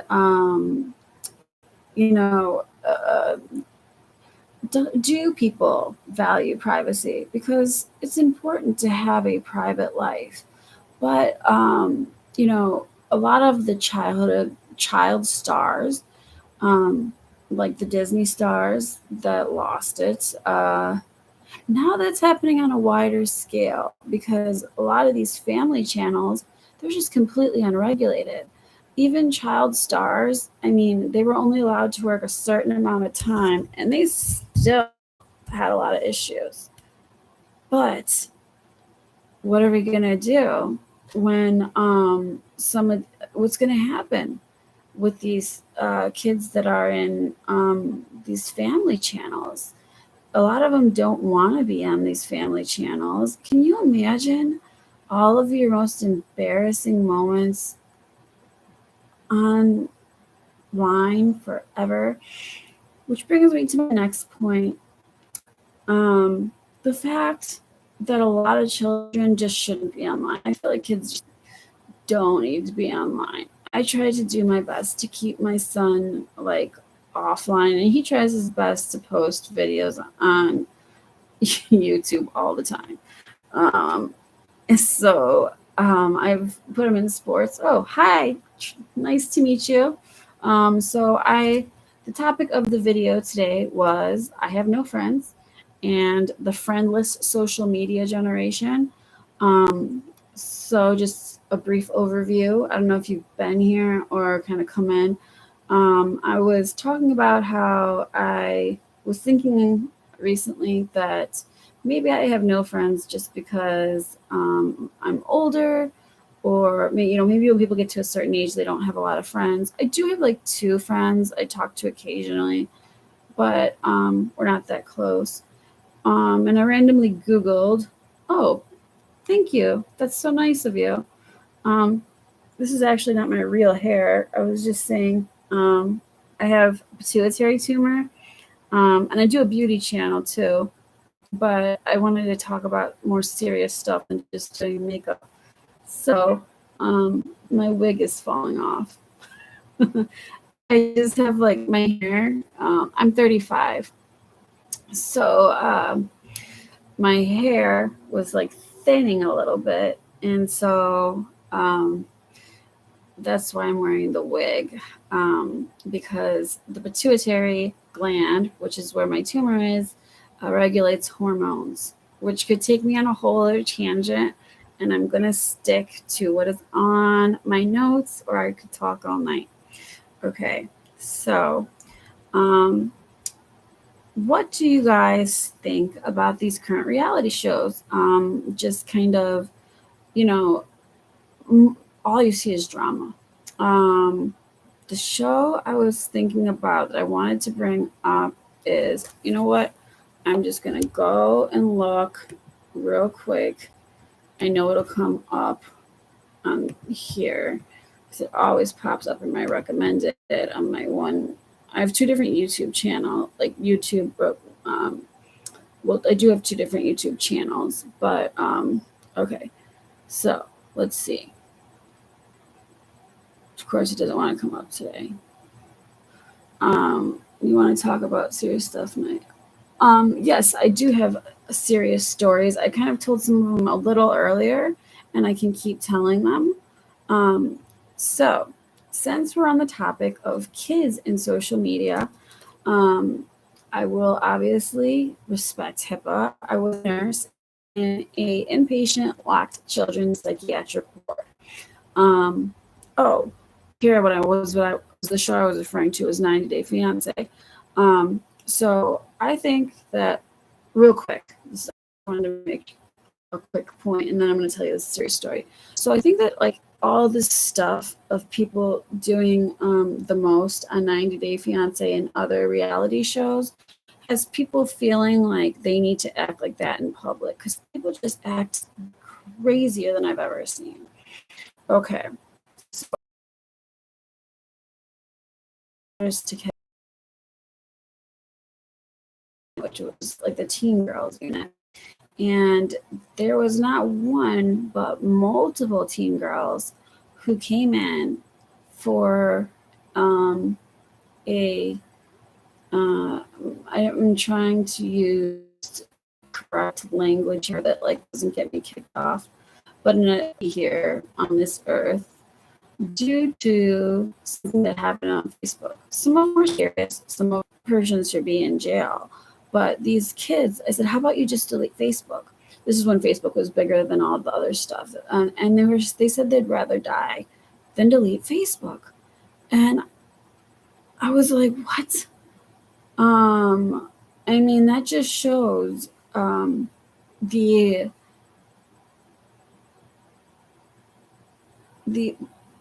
seriousness of how this person considers social media to be part of their identity. If they consider Facebook to be part of their life, and taking Facebook away from it would make them consider not wanting to be here anymore. On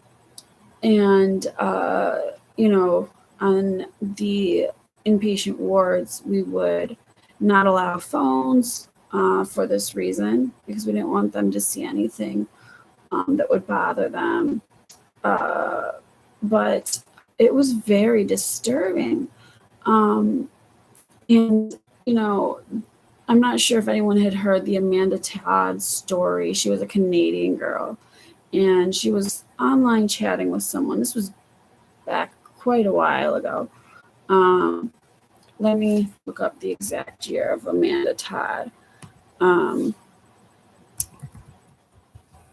So she lifted her top for somebody and continued to stalk her but I think she should have gotten the computer taken away from her. But I guess these kids find the computer to be such a that if you take the computer away, there's nothing left. That's because if my child went online and made the mistake, of showing someone their breasts, that's what it was.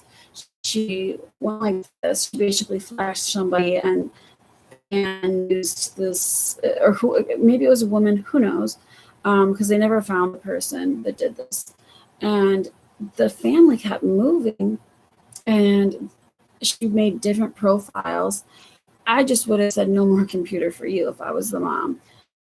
But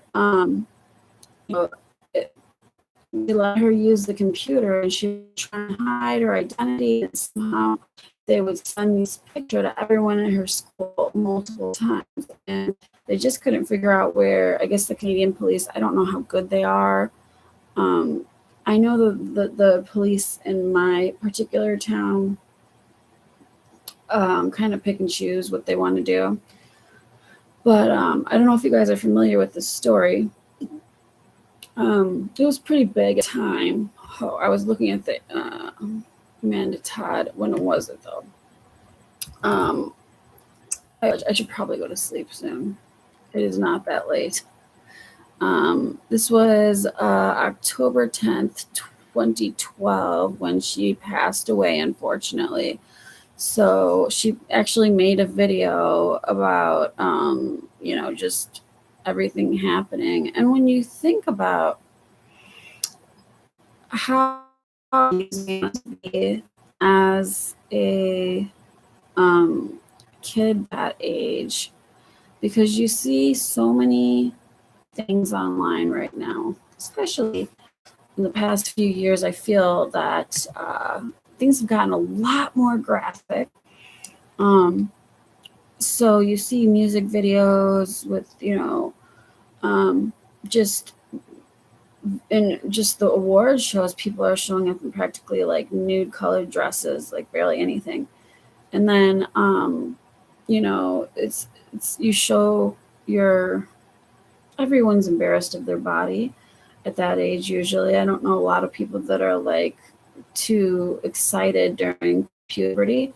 And you show that, and it's passed along, and the person stalks you. First of all, I really think the parents should have just taken away the computer and given her some serious therapy. But maybe they thought by moving, some people just aren't into therapy for one or another. If you're not into therapy, there's different things you provide on this channel. Someone to talk to, someone to relate to. I've been through dating. So anyways, this poor girl, she passed away. And during that time, there was not even nearly as much social media access as there constantly is today. So I really do worry about the next generation. Not only have they been raised with computers, their development was stunted by 2 years in masks. This part of your face, you learn a lot from it. When I was learning to speak Spanish, I couldn't speak over the phone because I could not see someone's lips moving. I had to look at the person, not only for like, and I couldn't speak or understand the person unless I was looking at them. So I think this is really going to delay a lot of kids. I can't imagine any stage of a childhood where wearing masks for 2 years wouldn't delay you. I'm really worried about the upcoming future. I'm worried about, I worry about everything. I worry about my own child. I worry about, kids just not having enough fresh air. Everything else on this planet has been turned into a commodity, except air. And soon it's going to need to be, because the Amazon is being cut down at a very fast rate. So these are some of the worries I have. But I'm trying to stick for today my worries of social media. One of the other worries I have is it's kind of become a weakness to have empathy. Has anybody else noticed this? To be a nice person is become bad. Not bad, but like you're seen as weak. You know, but this has been a thing that's been around for a while, but I think it's worse online. It's like, I remember my mom at a business she worked at Kraft Foods. I feel like I can see they're taken over by Heinz ketchup, but her boss said like, "Kill or be killed." It's like, we're working in like office building. You know, lighten up. I was a nurse. I still have my skills, obviously, but I did not want to work in hospitals anymore because of just the hazing that went on.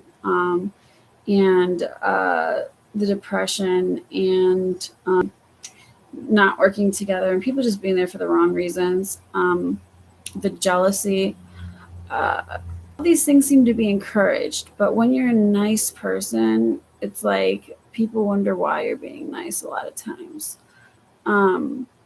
But you have to be nice enough, because people don't want you around if you're not like, you have to, I feel like there's this happy, like, positivity that they want. There's this positivity movement that people have. And I think it's great to be positive. But life isn't always positive. So the other reason I think that friendships are, dwindling is because people don't want to talk about anything serious. Like online, like Instagram, like the perfect pictures we put up, people want that presented to them. And the world is not perfect. Not perfect at all. Nobody has a perfect life. Everybody encounters problems, and they vary, and they last long sometimes. And a true friend that likes you for who you are might tell you to get it together, but they'll listen to you if you want to vent. If you want solutions, they'll give those to you too. But friends that leave you when you're sick, aren't your real friends. So when I got hit by a car, that's how I knew all those people around me were just there because I had a nice apartment when I was younger. So in a way, it's good to get that. You don't want all that negative energy around you, because it's really just people kind of like, it might be fun at the time and you think they're your friends, but if people are going to leave the minute that you're no longer healthy or can't be hosting parties or whatever, or that something happens, then they're not your friends. And I feel there's a video I did want to respond to. I'm not going to do it today. I'm going to do it maybe my next video I make. I understand some of what the guy was saying. The man has a lot of views. When I was looking up the no friends, when the no friends came up, his video came up about how your friends are keeping you poor. And some of it was correct in the fact that if you don't mature and don't have personal growth, that can keep you in a cycle of poverty, or to a barbecue once in a while or something. Anyways, I'm getting to the end of this. So I had my notes, and this has been, let's see, I've been talking for almost 2 hours. So let's see. One more thing I wanted to mention. So I do see that I mentioned the workplace. I mentioned nurses. I also was looking to become a lawyer with a health background. And then I was searching attorneys, and attorney depression came up next. And so I guess there's the same type of hate and bullying in the attorney world, which would make sense. And I was like, oh man. But the reason that I wanted to pursue that particular degree is me, myself, having a pituitary tumor that affects my hormones. I wouldn't wish this on anybody. So I don't know if people know what they're in for necessarily, or if doctors even know what they're in for when they give people cross-sex hormones. Don't want to talk too much about it. It's a little controversial. It's really controversial. But I'm talking about my own point of view. Sometimes my testosterone's really high. My body makes too much of it. I am about as strong as most men. I have huge muscles, like, which is great. I can lift about 400 pounds. Um, at times, it's made me look older. And when I have too much growth hormones, it kind of gets rid of all my wrinkles. So sometimes my hair will start to grow, sometimes it will stop. But most people in the pituitary support groups have said it's better to keep the semi-working pituitary in. If it's working a little bit, it's better than nothing at all. So I haven't removed it because then you have to take a whole bunch of drugs forever anyways. And I'm trying to eliminate that. Actually, I was really sad because one of the girls I met in Puerto Rico, in San Juan, she was really proud of herself. She had her pituitary tumor removed when she was 6. People find out at all different ages and get them at all different ages.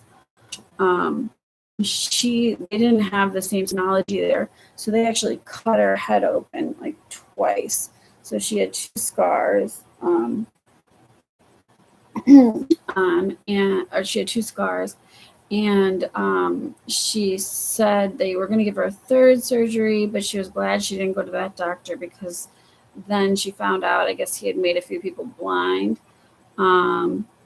And her sister had to give her injections 3 times a day, and basically she couldn't leave the city of San Juan because she needed someone to help her with her medications. And sometimes you're forgetful, just because excuse me, depending, even a little bit of pressure on your brain can affect things, because the pituitary gland is about the size of a green pea.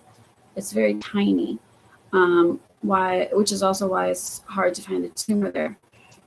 But it affects pretty much everything. Your body runs by hormones, and it affects all of them. So it can give you a variety of symptoms. My worst ones are temperature sensitivity. I cannot have any more children. Like I said, sometimes I've had weight gain. I've had weight loss. Sometimes I have too much energy. Like I can't fall asleep. So insomnia, which, sounds like, oh, okay, the first few nights I can get things done. But then it goes into, you just want to go to sleep, because after a while, like you're awake, but things aren't really, you're just kind of like, you're tired, but you can't go to sleep. Then sometimes you sleep too much. Sometimes I don't know, like, when a sleeping spell is going to come on. Like, when I need to go to sleep, I need to go to sleep. I also get sometimes really, really hungry, although I have found a doctor online that's really helped. And oh, you're back. So you didn't get to hear any of my serious stuff. Well, right now I'm talking about my brain tumor, so I guess that's serious. But anyways, this girl that had this pituitary tumor got it removed.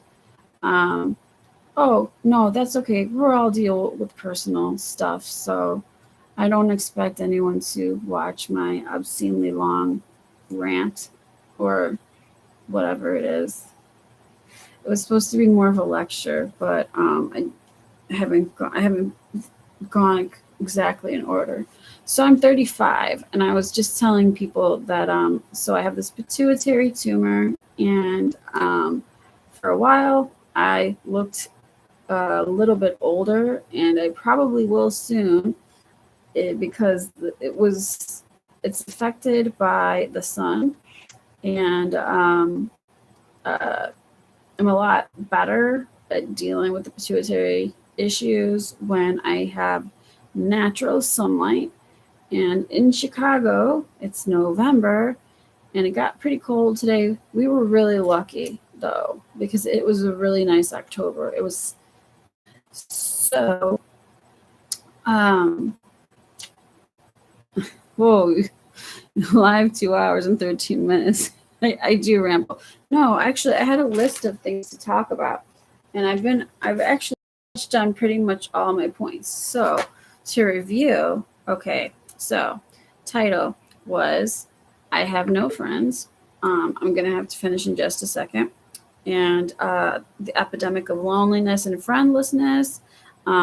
Talked about authenticity, imposed self-censorship, how social media leads us to being inauthentic, problems from leftover of lockdown, isolation is psychological torture, how everything is politicized, constant fear we're bombarded with, how it seems more personality disorders are coming out, or people just feel more comfortable acting on them online, because narcissistic uh, habits are encouraged online, as well as aggression and drama are encouraged. Empathy seems to be discouraged. And now my ideas and solutions. So I do have to hurry up because my battery is about to die and I don't know where my charger is. So I am going to attach some people that are smarter than me, that have some great tips and some great videos. But some things that I would say for immediate relief: go online and look up breath work. If you have any problems and you're anxious, some of these breathing work videos can really help you in a day. Wim Hof is an amazing person. I don't know if you know who he is. His name is Wim, and the last name is Hof. He's known as the Iceman. He's broken about 27 world records. He did this after his wife committed suicide and had depression for years, and he was determined to find out why. And his answer is that we have lost connection with nature and we need to learn to connect back with nature. So an idea. Yes, I do have one child. Um, I am going to keep going on though. You can keep typing. So I'm going to connect to Wim Hof. Wim Hof has some great breathing exercises, or if you just Google breathing exercises, that can always help you. Try to get outside every day. If you, let's see, can't you stream while your phone is charging? I could if I knew where my charger was. The problem with having a child is he's always sneaking the phone away when he shouldn't. Hold on, I think I might know where it is. Hold on, let's see. I'll be right back.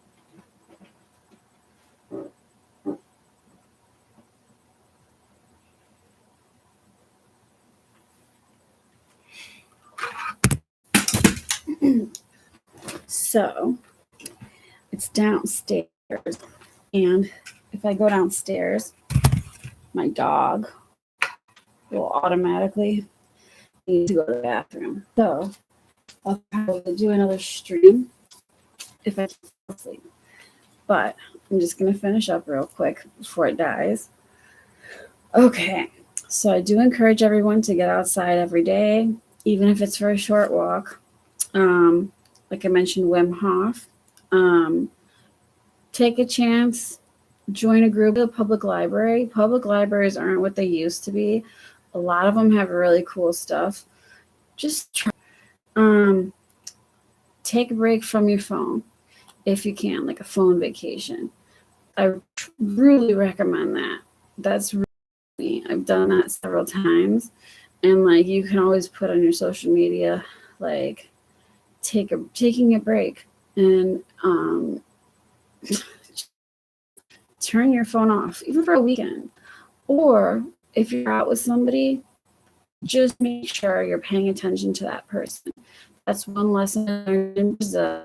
I used to backpack, and they would like give this long hug, look in my eyes, and appreciate you. And I really miss that part of the culture. That's been one of my favorite cultures to be in. I can talk more about that in a different stream. Let's see. Also, you might want to change your diet. I'll put this link up too. There's a great doctor that I've been following. He talks about intermittent fasting, and for people that are really sick, doing longer fasts.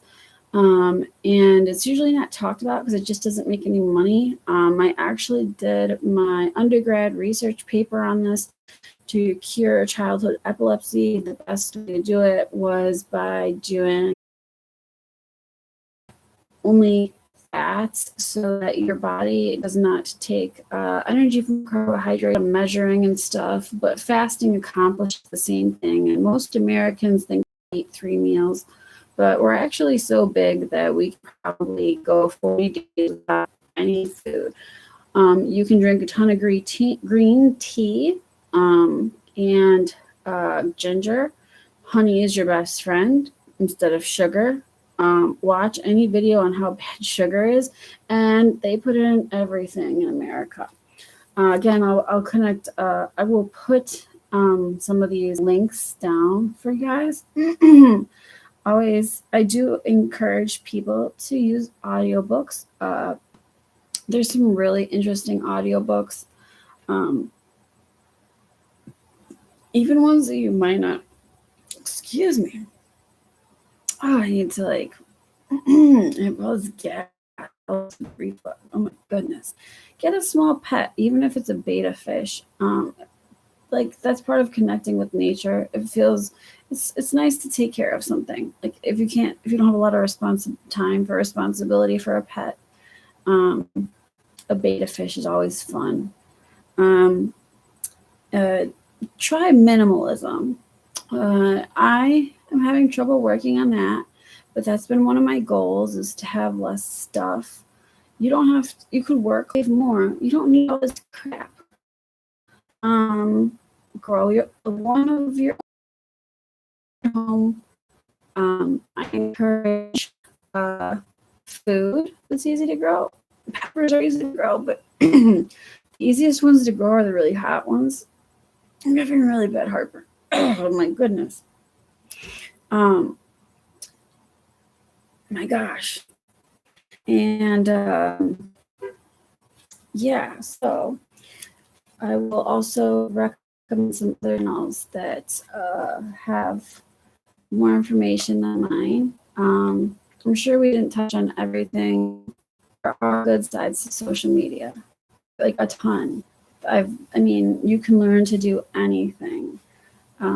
I just think that people seem to be attracted to the worst side of things for some reason. So anyways, I appreciate my viewers and I appreciate the comments, and I hope you guys have a good night. I might be back on tonight or I might be back tomorrow. So bye. I might have been here tomorrow too. Thank you for watching.